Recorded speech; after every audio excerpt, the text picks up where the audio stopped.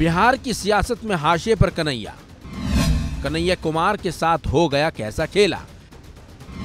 लालू यादव का दांव कैसे पड़ गया भारी। बिहार के लिए महागठबंधन के दलों में सीट बंटवारे का आधिकारिक ऐलान हो चुका है। जद्दोजहद के बाद कांग्रेस ने आरजेडी से गठबंधन में 9 लोकसभा सीटें हासिल कर ली हैं, लेकिन उसके दावे वाली ज्यादातर सीटों को आरजेडी ने या तो अपने पाले में रख लिया है या फिर उसे लेफ्ट के खेमे में दे दिया है।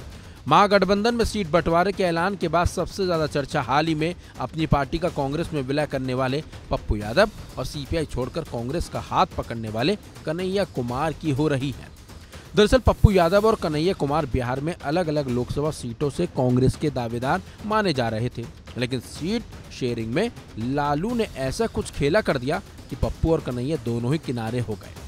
कांग्रेस ने सीट बंटवारे में बेगूसराय सीट कन्हैया कुमार के लिए मांगी थी, जबकि पूर्णिया लोकसभा सीट पर पप्पू यादव अंतिम दौर तक दावा करते रहे, लेकिन राजद ने इन दोनों सीटों पर कांग्रेस की दाल नहीं गलने दी।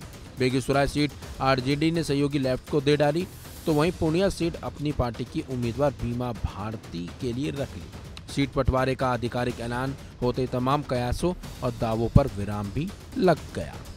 हालांकि पप्पू यादव कसम खाए बैठे हैं कि वो पूर्णिया से ही चुनाव लड़ेंगे, लेकिन सबसे बड़ा सवाल कन्हैया कुमार के राजनीतिक भविष्य पर है। कन्हैया 2019 के लोकसभा चुनाव में बेगूसराय से मैदान में उतरे थे। उनका मुकाबला बीजेपी के दिग्गज नेता गिरिराज सिंह से था। कन्हैया कुमार और गिरिराज सिंह के मुकाबले की खूब चर्चा भी हुई थी। 2019 के चुनाव में बिहार की 40 लोकसभा सीटों में से सबसे हाई प्रोफाइल सीट बेगूसराय रही, लेकिन कन्हैया को जीत हासिल नहीं हुई। गिरिराज सिंह ने उन्हें बड़े अंतर से हरा दिया था।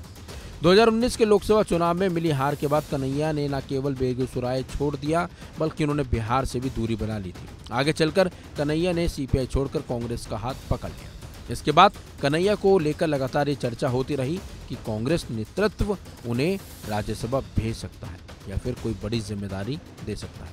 कन्हैया कुमार राहुल गांधी के साथ भारत जोड़ो यात्रा में भी लगातार कदम से कदम मिलाकर चलते रहे, लेकिन उन्हें पार्टी में कोई बड़ी भूमिका नहीं दी गई। इस साल जब लोकसभा चुनाव की आहट शुरू हुई, तब ये चर्चा एक बार फिर से जोर पकड़ने लगी थी कि कन्हैया कुमार बेगूसराय से कांग्रेस का उम्मीदवार हो सकते हैं। एक बार फिर 2019 वाला मुकाबला बेगूसराय में देखने को मिल सकता है, लेकिन ऐसा हुआ नहीं और कन्हैया कुमार के साथ खेला हो गया। इस खबर में बस इतना ही। अपडेट्स के लिए बने रहिए वन इंडिया हिंदी के साथ।